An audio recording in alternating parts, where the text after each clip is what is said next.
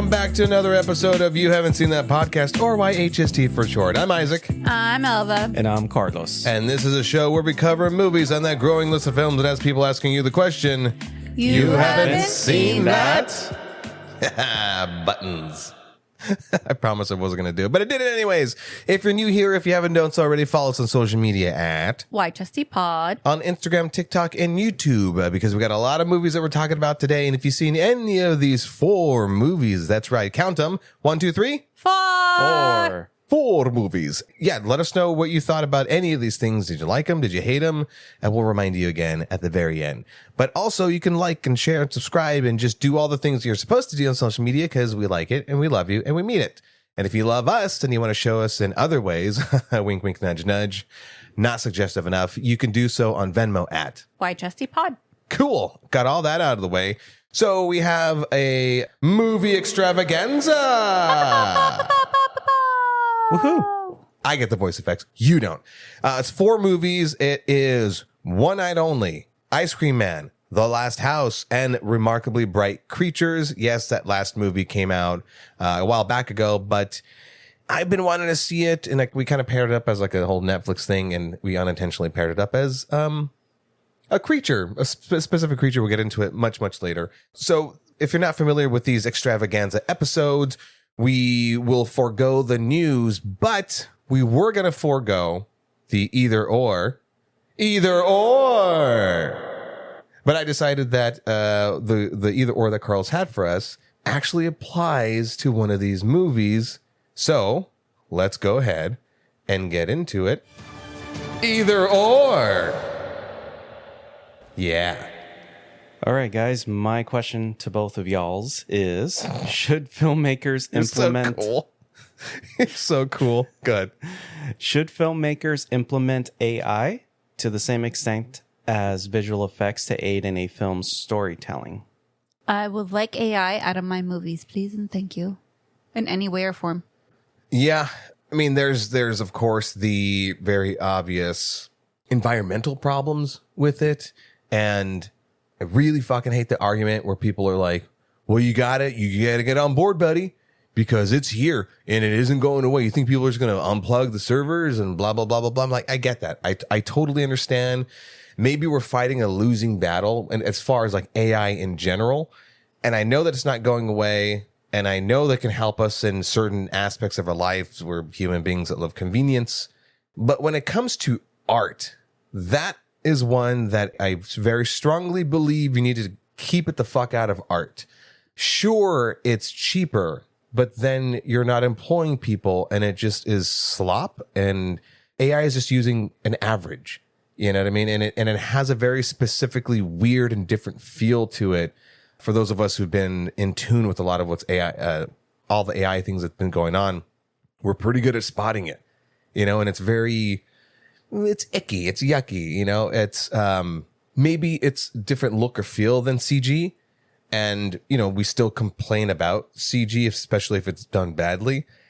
Same thing with AI. I just don't think that it has a place in movies because it feels so weird. I know they're doing full fucking feature films. There was one, I forget who, it was a very popular director. Darren Aronofsky. And it's kind of disappointing. It's like, I don't know about if you're doing it as like a one-off movie thing, like, oh, let's just see how this goes. And, you know, maybe money is involved in it or whatever, but it's also gross. And again, yucky. I'm very mature. It's also yucky when it's a movie like, for instance, Ice Cream Man, where you're thinking, well, this is a low budget thing. And this is made by somebody, Eli Roth, who basically his sort of mindset or the way he runs things is, yeah, we're going to do it at the low budget level. You can pull yourself up by your bootstraps. You know, I'm in the same circle as Quentin Tarantino and Robert Rodriguez, who, you know, have done stuff by themselves at low cost, but at the same time have brought in new artists and any other new people at the lower levels that are just starting off in this very, very difficult business to then just go, but we're just going to use AI for this thing. It's very gross. It's like, dude, you can find somebody who would want to do it. Maybe it's at a low cost. Like, I know I know like Obsession cost very, very little, and maybe a lot of people got paid, but you still give people that opportunity, maybe at a cheaper price, an opportunity to show the world what they got, and then maybe opens doors for them because you just wanted a quick, use of AI. Maybe I went on a long rant and ramble. I'm sorry, but I don't think I've talked about AI on this podcast. I think outside of Megan Fox is that robot. Oh, yeah. Yeah, I mean, no, I totally agree with you guys. I've been on the same bandwagon. Like, I don't like AI being used as art. Even like a lot of artists that I follow on Instagram that I've seen at conventions and I bought art pieces from. Yeah. They are calling out a lot of vendors at these same conventions where all they're selling is AI generated art that technically that vendor did not create. It was just the prompt. Right. So it's like, yeah, I totally agree. It should be kept out of art. I understand that, yes, it has its usages in an office setting, and okay, maybe that's fine. But at the same time, the whole environmental thing gets brought up, and I'm like, no, I don't want. That's why I refuse to use any kind of AI tools to this day. Again, not to sound like we're anti-technology. It's just that using AI just feels so hollow. And I'm probably going to sound a little bit contradictory to what I just said too. When it comes to, like, for instance, visual effects, there is AI implemented with what visual effects artists are already using, and it's not in the broad stroke aspect. Watch Corridor Digital to see what I'm talking about. They talk about AI a lot, and obviously there's like there's the entire thing created by AI, the AI slop, and then there's the visual effects that an artist actually used, but the program that they're using has smaller component tools that happen to use AI. But everyone thinks AI in this general broad, I put in a prompt and it did a thing. So there's these, it sounds like a little bit of back and forth, but I hope I explained that well enough that you know what I'm talking about. No. Meaning AI is unavoidable, and it is technically going to be used in some aspect to maybe improve on things here and there. But as far as like doing complete visual effects AI, generative AI, or I think the implication was for Ice Cream Man that there are some animations that I think are AI generated. Oh, yeah. I mean, I'll get into it more once we get to Ice Cream Man, but like, for instance, right, The Brutalist. The Brutalist is a beautifully made movie, an amazing movie, an award-winning movie, but there technically was a use of AI, and it was to improve, I think, the accents. Now, that's not a completely like a generative use of the AI, but it was like just something to make the accents sound as real as possible. One may argue, well, the actors could have done a better job, or we could have not cared as an audience. And maybe as a director, they wanted to, for it, because it's such a powerful movie or powerful story, that one component, they wanted to make sure that it was 100% true as possible. So I can see somebody arguing that case. But if it was like, oh no, none of the other language stuff was spoken by them, it was all AI generated, that's where you have a big problem with it. Does that make any sense? yeah. Yeah, so just use as like a tiny tool as opposed to like, here's this whole scene, here's a whole visual effects thing used by AI completely. Yeah, so no, AI does not have a place in Hollywood as far as like, the bigger uses. But speaking of going to conventions and artists selling their art, I was so happy, speaking of art, to buy an Art the Clown print that a gentleman painted, and it is so beautiful that I'm so happy to have and happy to pay. I mean, it's, for the low price of like $25, Yeah. I would have paid more for it. I think what's also amazing is to then talk to that person and what his inspiration was behind it and his excitement about creating that thing, as opposed to someone going like, I don't know, I just thought I would type this in, prompt. Isn't it cool? And you're like, yeah, okay. I mean, anybody with the correct key phrases can put that together, but that's not art. It ain't. I digress. Anyways, AI should not be in movies. That is my take. All right. Keep that slop out. Yeah. Okay, let's go ahead and move it along. Carlos, thank you for your either or. These rants brought to you by Isaac. Okay, so let's get into a movie that me and Alva got to see, and Carlos, you were like, oh no, I'm going to go try to see. I'm like, trust me, dude. I'm pretty sure it's not going to be good. It looks like a chick flick. Enjoy your weekend. She's going to drag me to this. Let's go check it out. But Alva, give me the premise of One Night Only. Okay. Two New Yorkers search for love on the one night of the year when premarital sex is legal. Yeah, so it's just like this alternate world where this mandate is implicated when everyone has like a bio tracker and you can only have sex. If you're married. Well, you can masturbate. You can't even masturbate for the rest of the year either, right? I think like when there was a scene where it kind of showed like what you can and you can't do. I think you can. I thought it was you can't. Oh, I don't know. It's Either like way, a form of birth control in a weird way. But a government enforced birth control where everyone has the bio trackers and you'll get arrested if you get caught having non-marital sex, or if you're not using a Jimmy, that's a condom for you youngins. It's an interesting concept, but it is absolutely like a early 2000s feel rom-com. My problem with it is that it didn't have the magic of a rom-com. I know we've had weird rom-com, like 13 Going on 30. What an amazing movie. But this one had the DNA of some of those older films. Older films, dude. I know there's some listeners out there that are like relatively young. Fuck you guys. But it didn't have the magic. Monica Barbaro is gorgeous. She's amazing. I've seen her in a handful of other things. She's wonderful. She has the magic. The male lead, Callum Turner. he's okay. His character's built where he's supposed to be a nice guy. And I'm like, cool. I like that. I want the nice guy to win. But then they like just switch his character up into being like kind of like a douche. And then the actual like dialogue between the two was so of this generation. I'm like, this is gross.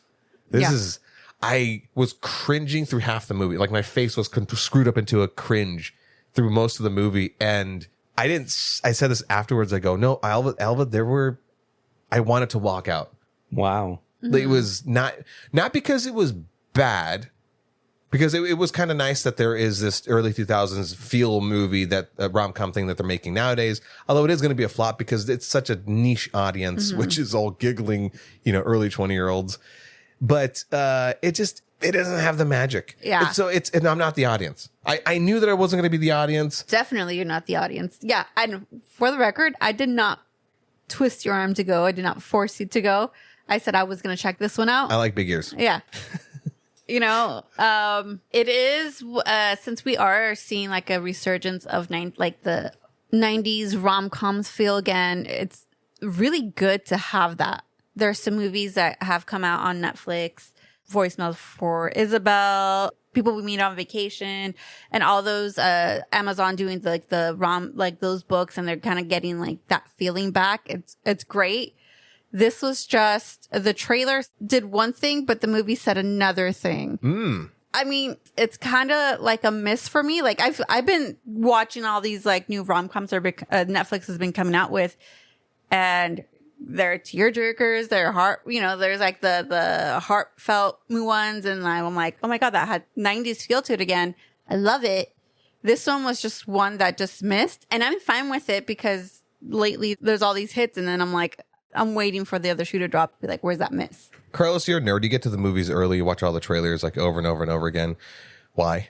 But you've seen this trailer. Yeah, I've seen it plenty of times. Looks like it had potential.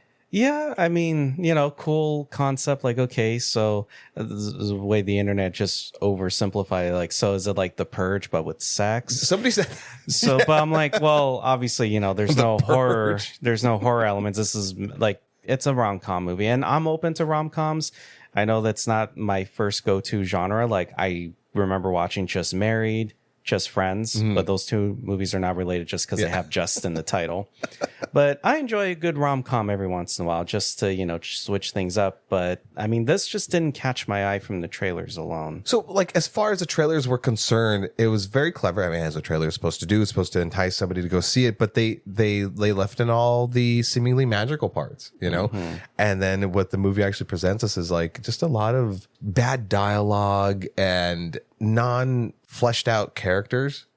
Yeah, they're just like the characters are two-dimensional, I mean, yeah, sure, you're not going to have like a big psychoanalysis of people, but there have been movies that have done it before where you're like, again, citing like 13 Going on 30 or Devil Wears Prada, it's like, wow, there's layers to these things. And so if you're going to have like a high concept like this, where, like you said, it's The Purge, but with dating, you have to add layers to it. You can't just have it be as super two-dimensional as that.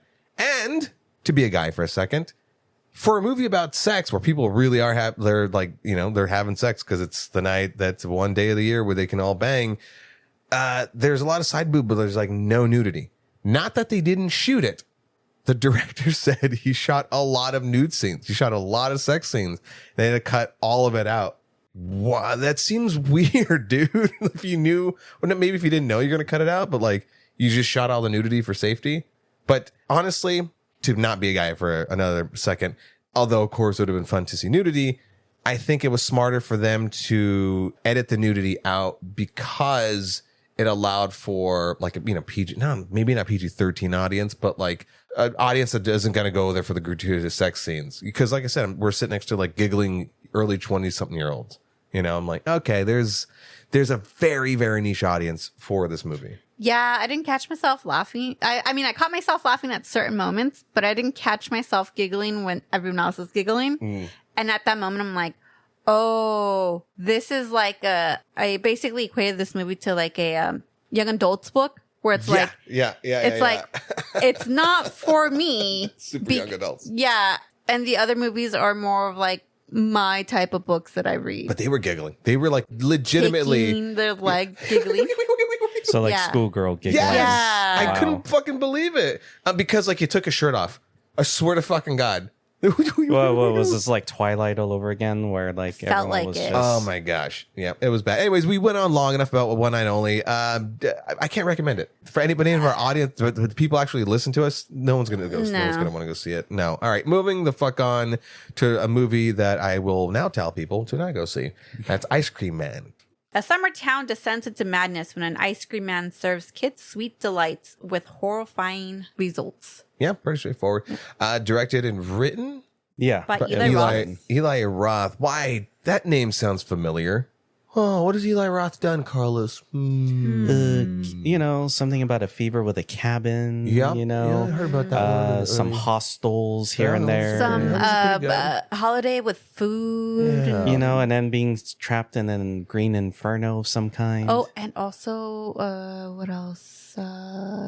Something bear. Wasn't he a character or something with a bear in his name? Jew bear. And let's not forget he did the great box office hit Borderlands, the video game movie.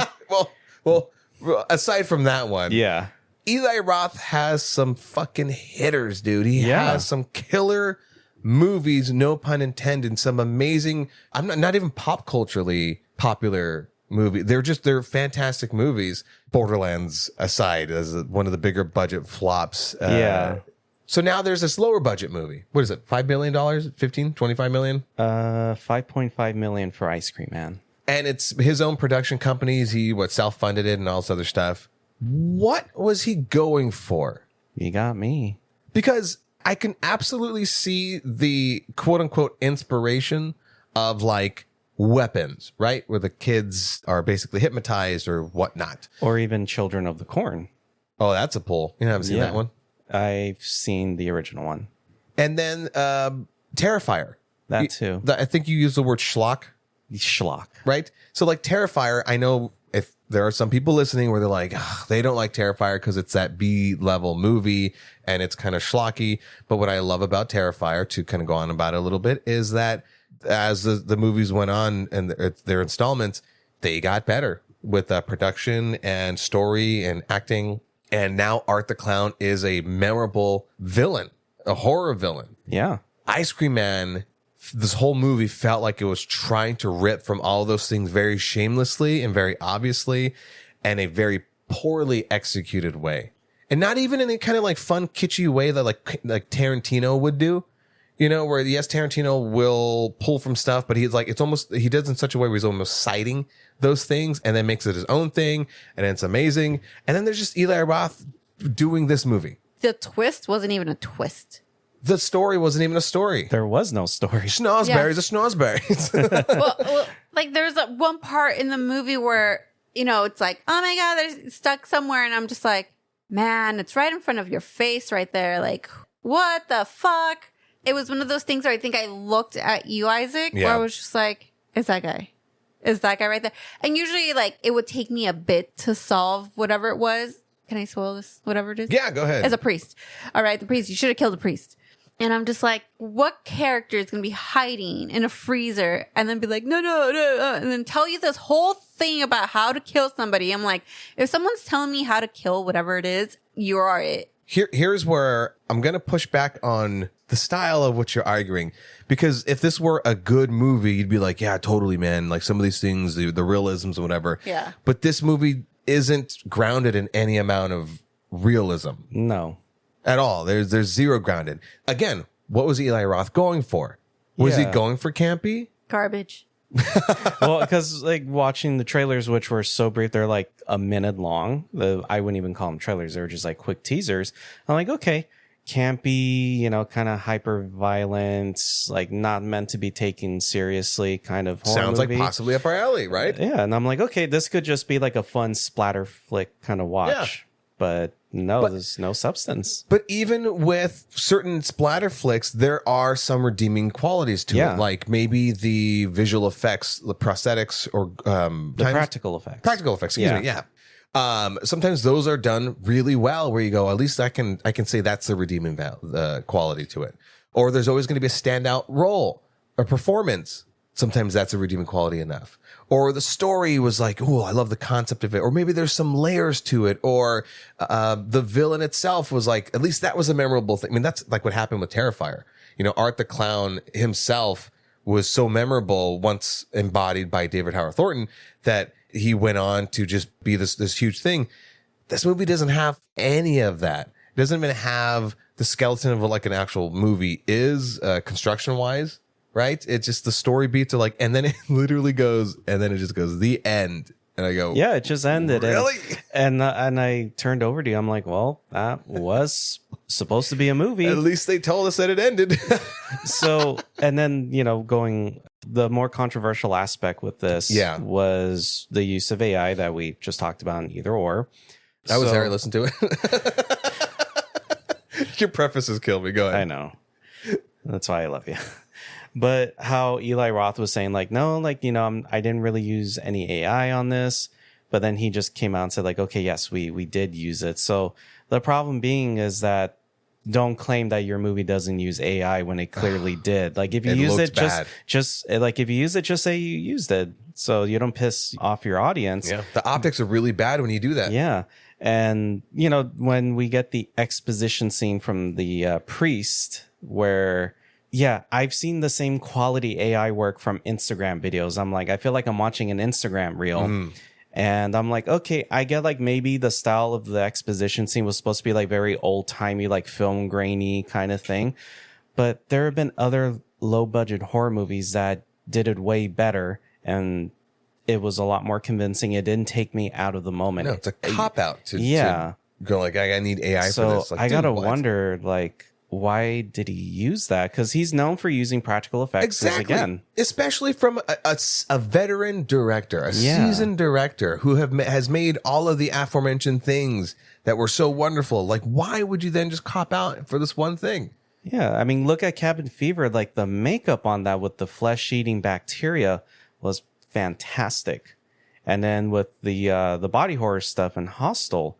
And I'm like, how did we get to this? Shit. I mean, for some of not for some, but like for, I would say most of the gory kills, like, yes, there were practical effects, which it's fine, you know, like that. I mean, the effects were fine for what they were, but still, it just bothered me that like, there's got to be AI hidden like in some parts of the background. Like there's a shot where the characters are driving along like the coastline, and I felt like the whole background was just AI. Like I could tell, like I could see the borders of the scene. Interesting. Yeah. Interesting. Very interesting, Princess. But what made this more disappointing was how my favorite movie of his now is Thanksgiving. Yes. That is a hell of a banger, great slasher. And how did he make this after Thanksgiving? Which is exactly my point, right? So Thanksgiving was born from the Grindhouse. It was a fake trailer basically, and it was done hyper campy. Thanksgiving, what's in your oven, or whatever like the tagline was, right? Yeah. And the way that it's shot and acted and everything. And like, yeah, that is a vibe to go that level of campy, totally. But you can't just go for campy and like look at the audience and go, campy, huh? There has to still be some fucking redeeming qualities. You still have to have some stories in there. But anyways, sorry. What was amazing though about Thanksgiving when he made it 3 years ago now, it was one of our first reviews, is he made the switch to make the feel of it feel serious. Like they took the movie seriously. And that's where it landed. You know, I think there's a couple of other movies, and not Eli Roth, but where the concept's kind of silly, but you know, you let the concept be silly, but you make sure that everyone performing it and everything is treating it seriously. There's this nice mix with that. He didn't have that on this. You have your campy concept, but you got to have more to it. I know I'm going in circles now. Like, I would have loved to see this movie done in a fashion where they took it seriously. They didn't go for the camp. Because if this is him writing it and he's going like, yeah, totally. I'm like, you just gave us first draft stuff, dude. That's what I felt like. Dialogue, story, everything. What was he going? I really need to know. I have to do research now. I need to know. I need to know what was he going for. This movie pissed me off. The only one thing I'll admit I like, because I think all three of us did get like a good chuckle out of, was, again, going back to the exposition scene with the priest where he's telling the kids, okay, so when you get to the ice cream man's grave, this is what you have to do. Like, right. Here are the steps. And then the kids are repeating, okay, so we have to do it in this order. He's like, no, you have to do it in this order. Yeah. So I'm like, okay, I'll admit that was a bit funny, where I'm like, yeah, these kids, well, I think in general, any of us in that situation, we would probably mess up the order of the instructions on how ADHD to brains kill combined. the villain. Yeah. So, but that's the only scene that I would say I liked. I will say the one standout role, though, was the sister. I don't know the actress's name, but out of everyone, she stood above them all as like, you know what, you might have some potential in a good movie. Sarah Abbott. That she might have some potential to actually be like a good scream queen. Yeah, she did pretty good. Yeah, if you were hoping Ice Cream Man's going to be any amount of good, you don't see it. But Horrible. If it's Halloween time and you're at a party and you need to put something on in the background, yeah, sure. That's the feel of the movie. It's just background noise. Mm-hmm. Background noise of kill after kill after kill after kill. It is nonstop. They really went for everything. But it was to that point where it's gore porn. And much like porn, sometimes you want the money shot. And so this movie was all money shot. And other times you're like, well, I don't want to feel guilty. So can I have a little story in it? Can I have some can I have some believable performances? But it's just straight up and here's this kid doing this thing. And it was just to the point where I'm like, okay, yeah, I get where you're going. Is this for shock value? I don't know. I'll get off my soapbox. Anyone else? Any other last thoughts? No. Nah, skip it. Skip it. Okay. Second to last. Third. Where are we? Third movie. Second to last. The Last House, which just came out recently on Netflix. And their promotion was kind of cool with the billboard on Sunset with a guy living in it for 48 hours. Trailer looked interesting. Netflix has I want to say like a 50% success like rate with these like sci-fi / horror films. Bird Box was shit. The Sandra Bullock one. Mm-hmm. Do you see that? So the thing with me and Netflix movies, it's hard for me to like really get drawn to them because they all feel the same. Yeah. And before Alva gives us the synopsis on The Last House, I haven't seen The Rip, which is a Ben Affleck and Matt Damon movie. But in an interview with them about The Rip, I think it was either Matt Damon or one of them that basically they said, yeah, the execs of Netflix kept telling us like, okay, can we just start it off with some action in the very beginning so we can lock the viewers in? And then also maybe every like 15 minutes, can we like re-explain the plot? And he's like, why? Well, because we understand that our viewers are, they're second screen watching. They're on their phone as they're watching this movie. And that's so sad to acknowledge that. It's like, no, we don't want to do that. We want to just make a thing, just make the art form. Make a movie. Yeah, for people who are actually going to enjoy it, who can put their phones down. We want to make a movie that people are watching at home, that maybe they started off with, they're on their phone, and then it's so goddamn intriguing that they put their fucking phones down. I mean, to go back to our other two movies, those movies, you're just waiting for them to fucking end, And if it wasn't bad theater etiquette, I probably would have been on my phone just to like, I got to get through this. Those first two movies were on your phone movies. Yeah, absolutely. So Netflix has just kind of been known to please the second screen watcher, the person who just has such a short attention span. That being said, The Last House was a slower pace as far as a Netflix movie is concerned. Elva, give me the synopsis. A family of four is suddenly sealed inside their house with no way out and must work together to survive against both their dwindling resources and the mysterious looming threat that is keeping them trapped. So dun, dun, dun. Yeah. So right off the bat, I figured that there was going to be the twist. That's the catch of watching this movie. I would say the first 2 acts were decent. You know, again, slower paced movie. It turns out to be kind of like a survivalist movie. And it was fun. It was fun to see, like, what would you do? It reminded me of the pandemic. And I don't know if this was allegorical with the pandemic and about creatures who can control the weather, locking you in Somehow. So, you know, maybe it's a little bit too on the nose as far as that's concerned, but there's certain components of this movie that are a little bit too far-fetched. They didn't stick the landing as far as like twist and like impact. And then what was the message, right? Humans pollute, bad. I don't know what they were. This is my favorite phrase of the day. I don't know what they were going for. Whatever it was, it didn't land. I think halfway through, I kind of gave up on the movie. Yeah. This is like a movie that I would fall asleep in and be fine, and you'd be like, you didn't really miss anything. But I didn't fall asleep, and I watched the whole thing, and I felt like I could have had a bomb-ass nap right now. But overall, like, I just gave up trying to figure out what the movie was. Because it took its time to try to get there. Yeah, I mean, I kind of, maybe the themes that they were trying to go with this movie was, you know, like, yeah, it's a lot about survival, but it's not just surviving, but it's actually living, like actually being able to feel alive. You know, you have these characters that are trapped in their house for like 5 years.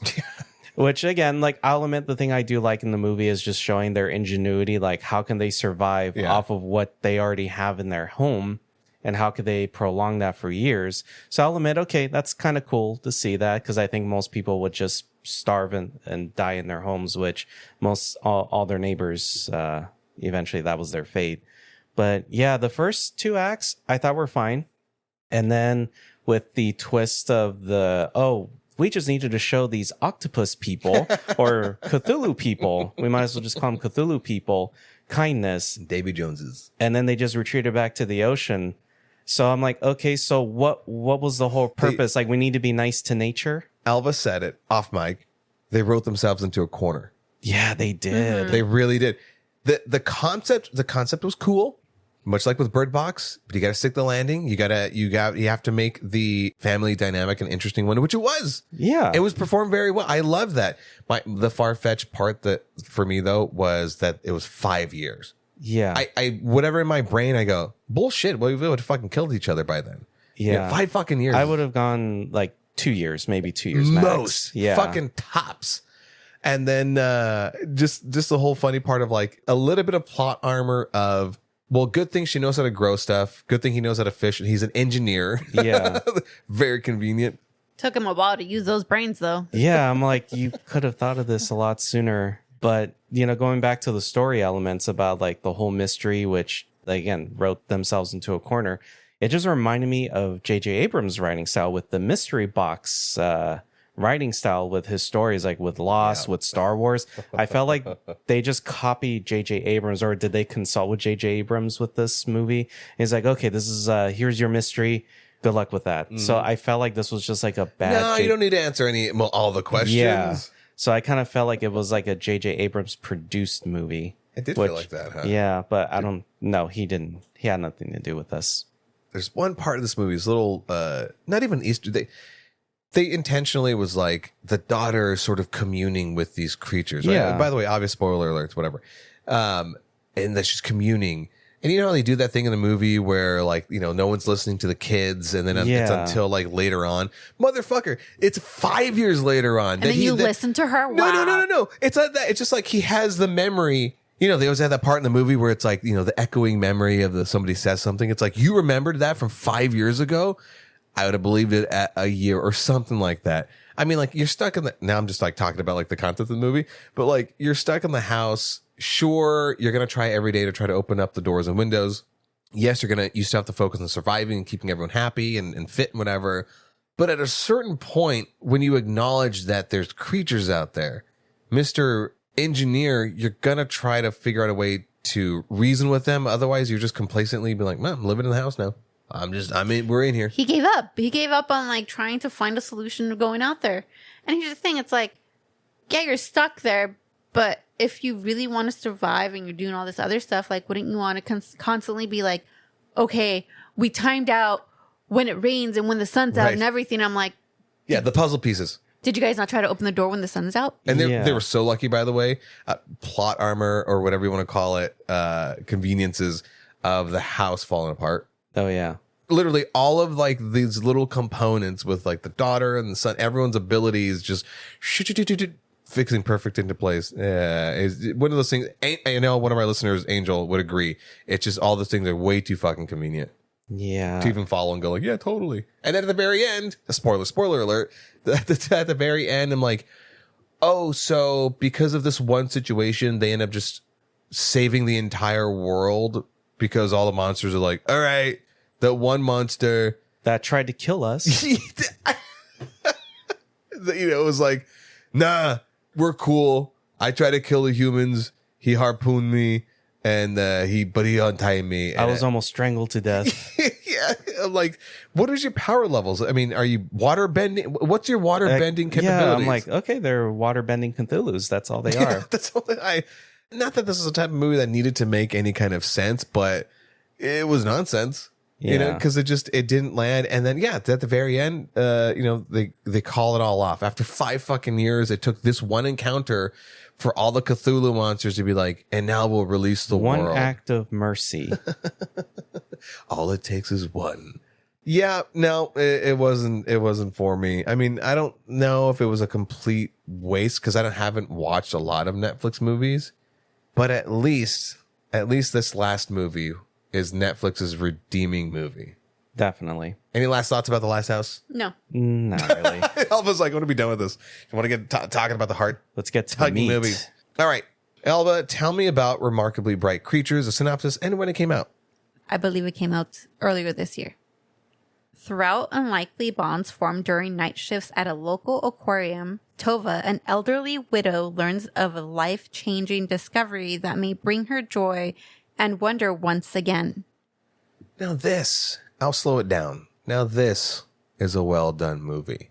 This was the last movie on our list because it was the last movie that we watched on our list because all the other aforementioned movies just fucking blew ass and I needed to get the nasty taste out of my mouth. What a very well-written movie. What a very well-shot movie. And there's CG aspects to this and it was very well done. Actually, the one, going back to The Last House, I will give credit. The CG of the monsters actually looked pretty. That was good. Yeah. I'll give it that. That's the one thing. Going back to Remarkably Bright Creatures. Very well performed. Lewis Pullman, Sally Fields. Good God, Lord, is she amazing. There was a monologue. I don't want to spoil too much with this particular movie. I know it's been out for a while. And I do want people to go see this. So I won't completely spoil it. Yeah. But there are questions. There's a couple of mysteries, but that's not the main focus of the movie. It is the journey of certain individuals through pivoting through their own lives, dealing with griefs and trying to transition into the next part of their lives. Things that I think everybody can relate to, of young and old, for these two characters of Tova and what's Lewis Pullman's? Cameron. Sorry. It is so well done where it has this mystery in the background. And, the whole entire time you're not focusing on trying to figure it out. But when it is finally revealed in the last 10 minutes, it's so fucking beautiful. Yeah. And it's a tearjerker, man. Yeah. I mean, for both of these Netflix movies, I didn't watch the trailers for them. You guys just said like, hey, this is what we're going to pair up these movies with. I'm like, okay, I wonder what's the connection, which turned out that the connection with these movies is octopuses, which we'll get into more. Octopi. Octopi, man. So I'm glad I didn't watch the trailers for either movie. And for this one, dude, like I did not expect this to touch a lot of heavy themes. Again, what you were saying about grief, how do you like let go of certain traumas? And well, real quick, And as you're doing all that, trying to find a place in life. Yeah. Oh, it's huge, man. You know, again, the whole movie is being narrated by Marcellus the octopus, voiced by Alfred Molina. Not the first time he's been an octopus. Now he gets to actually he gets to be an actual octopus, not a doctor. By the way, we Wow. off mic as you got here, we were talking. We talk a little bit about the movie before we record. We do save the rest of it for the podcast, obviously. But you were like, dude, you know what I realized is the through line to these two movies about the octopus and that Alfred Molina was Doc Ock. And I looked at you and I was like, why didn't I fucking get that before? Only because I just recently watched The Burrows. He was a lead. It's a series on Netflix. And it was okay, by the way. That's your show watch. And like, I was so just stuck on him being this older character that I completely forgot for whatever fucking reason that he was Doc Ock, man. I'm sorry. I find too much joy in that. No, but like getting his perspective, again, he's an octopus and he's just seeing human behavior and him just pointing out like, yeah, humans are so dull. You know, like, yes, us octopuses are more superior for these reasons, but just him pointing out like simple facts, like, you know, like why aren't they just more straightforward with each other? Why do they have to like do all the dancing and all that? Like, you know, if you like this person, just do it, you know? Well, I love him studying humans the way that we study you know, everything else. You know, it's sure we're looking at him in the tank, but he's looking at us outside the tank. In fact, I love the line of remarkably bright creatures. Yeah. That's the last line of the movie, and it's spoken by him talking about humans. No, and I'm like, okay, that's totally cool how that's why the movie has the title. Just tied a bow. It just tied it up with a bow. Also, I want to read the book to see how more it's going to hit. Oh, boy. Because I know, like, you know, you're, especially when, like, you're doing, like, an adaptation or anything that is a book, you have to pick and choose what you want. Mm-hmm. And then for this one, for it to be such an emotional, like a great way of grief and how like someone just acts after death, especially if you lose somebody. I want to know how much was left behind in the book. Because if it is, I'll be crying on this couch. And I'll let you read that and tell me about it because reading puts me to sleep and I'll just listen to an audiobook. Yeah, you know, this reminded me a lot of the Sheep Detectives, where did it? I don't know if that ever. It did. She said that in the middle of the movie. She goes, you know, one of the big monologue scenes, and after you know she didn't interrupt it, I hear her sniffling on the couch next to me, and once that scene ends, she's like, "Death, octopuses, and sheep detectives. These fucking things are getting me."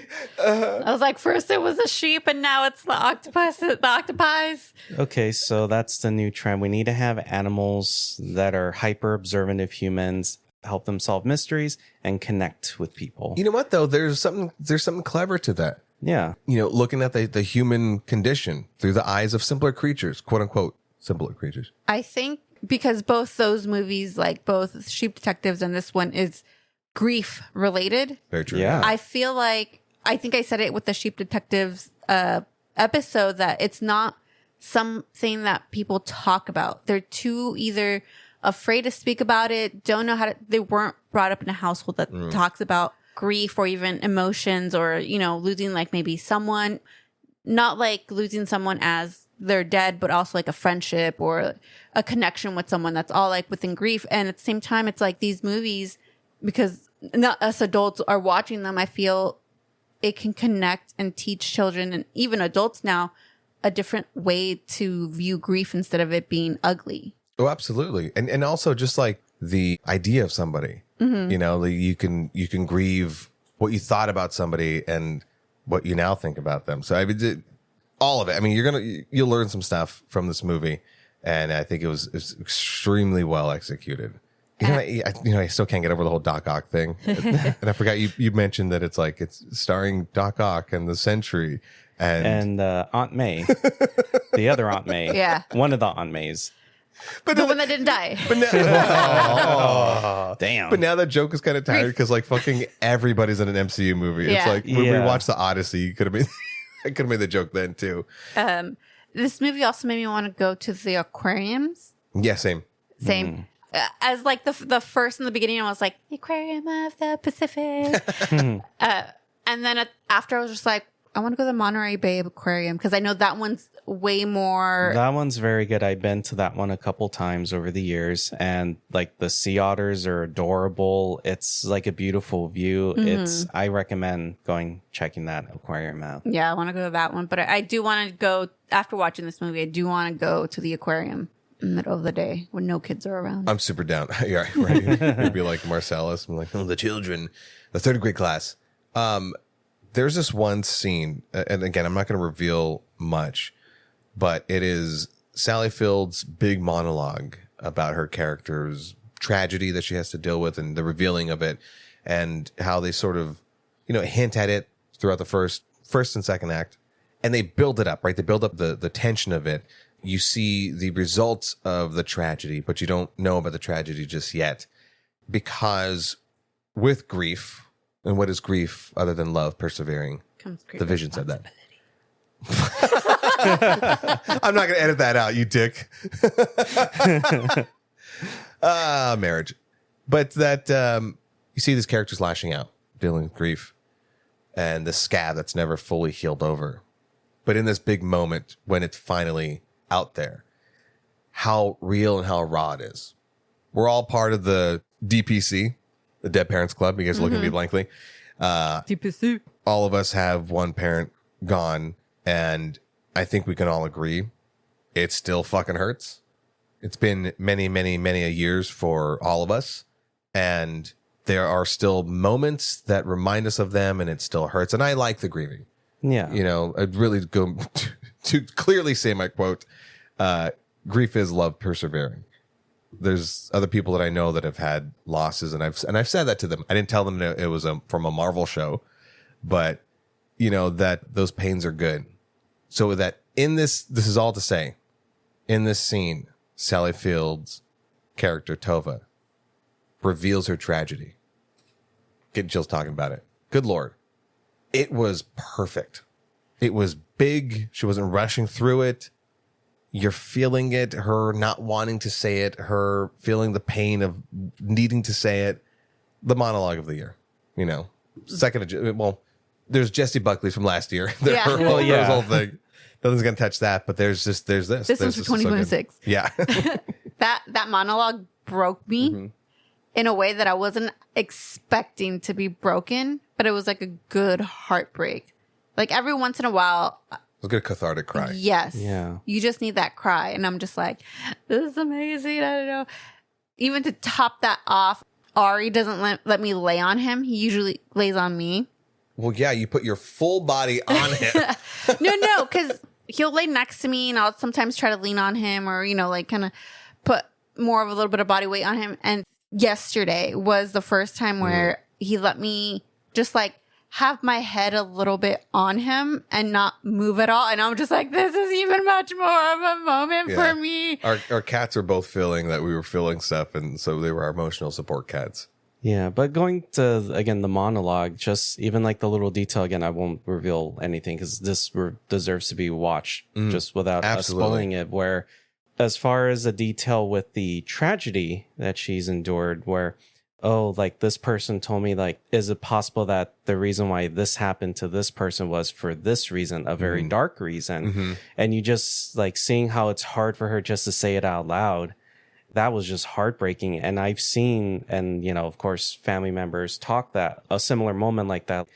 They don't want to come out and say this could have been the reason why, which would have just made it even harder to just admit to it. Yeah, death is messy. It is. Death is so messy. I think it's always tragic, those moments where somebody gets to pass away at home or pass away quietly or in their sleep or whatever. It's that is a blessing. And I don't use that word lightly. And, unfortunately, we've all dealt with heavily tragic deaths that it's just in a blink, they're gone.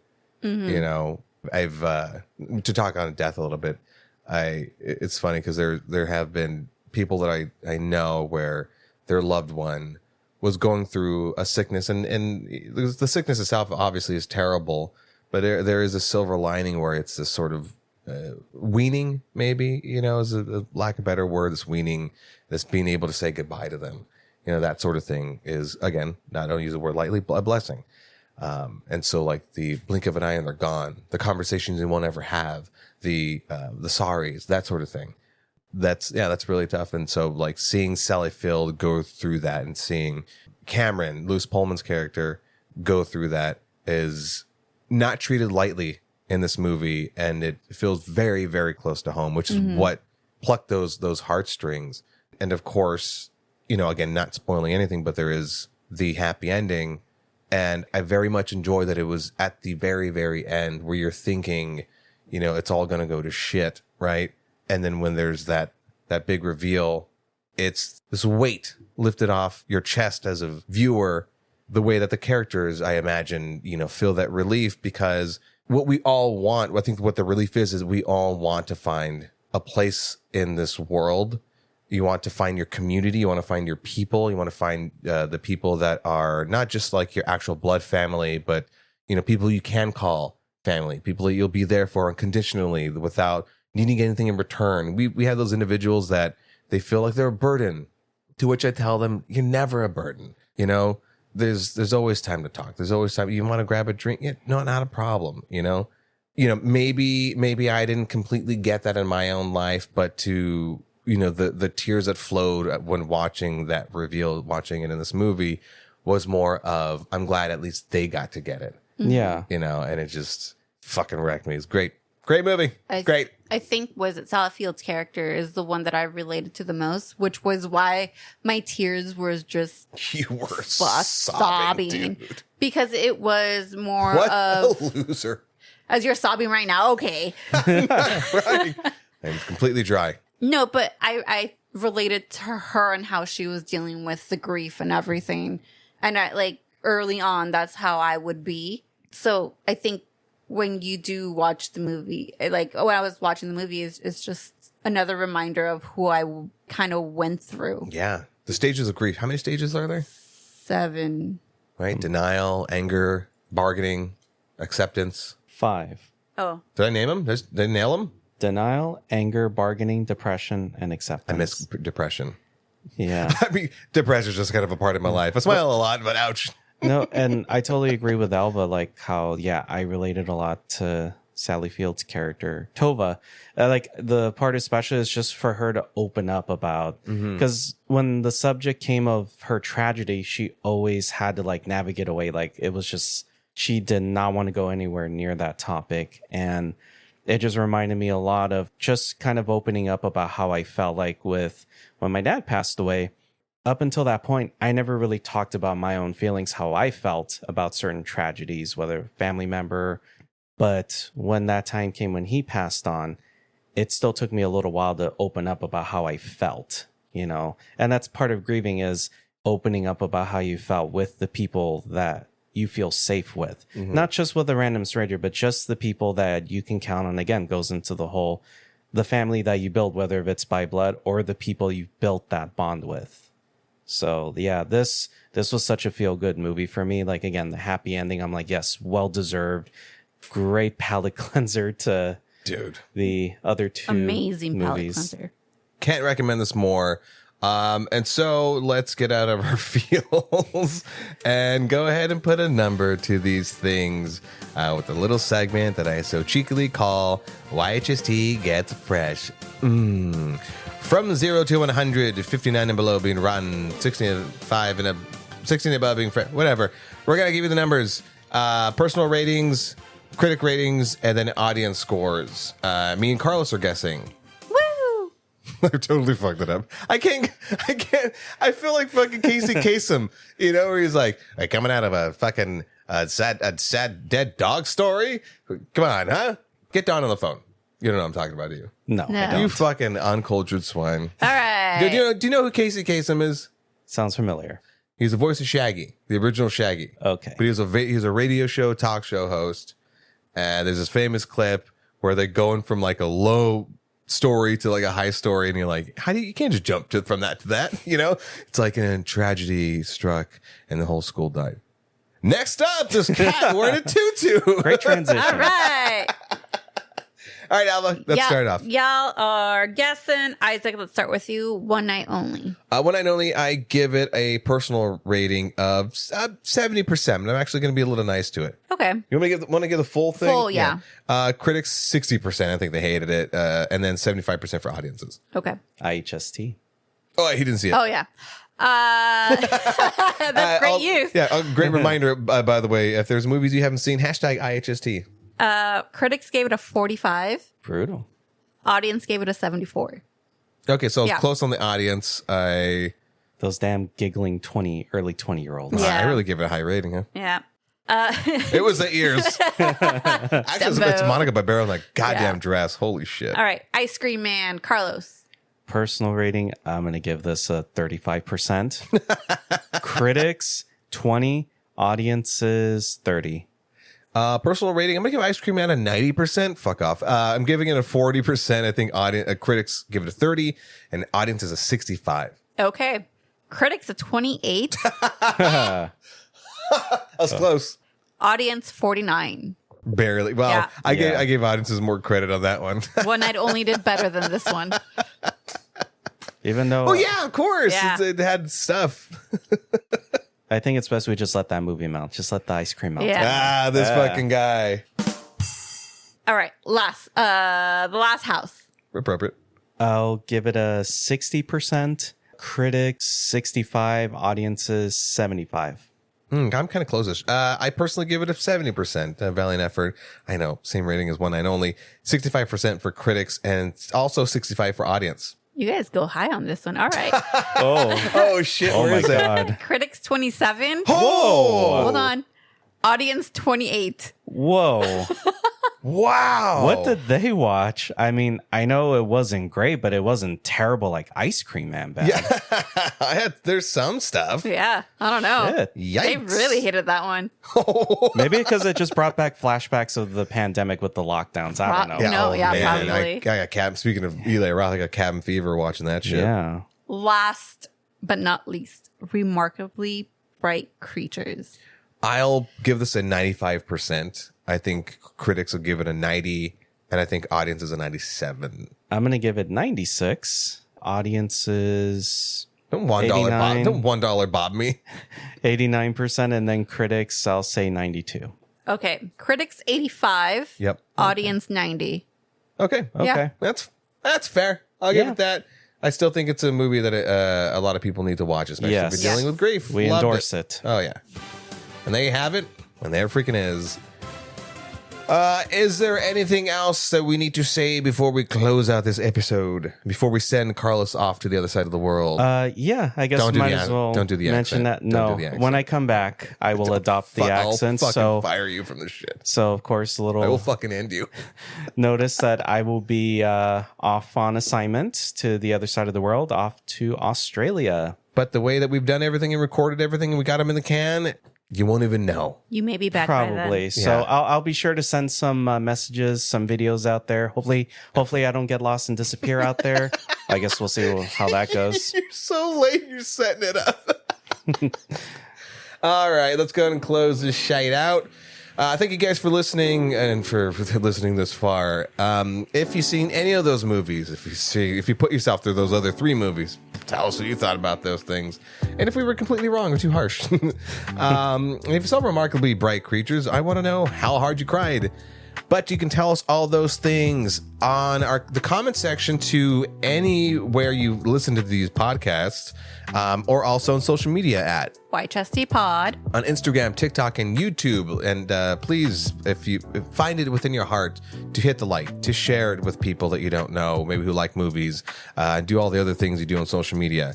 And if you've been listening this long, and I mean, like, you've been a long time listener, please, if you haven't done so already, help support the show on Venmo at YHST Pod. We would greatly appreciate it. We want to grow this thing, get it out of our living room, make it lucrative.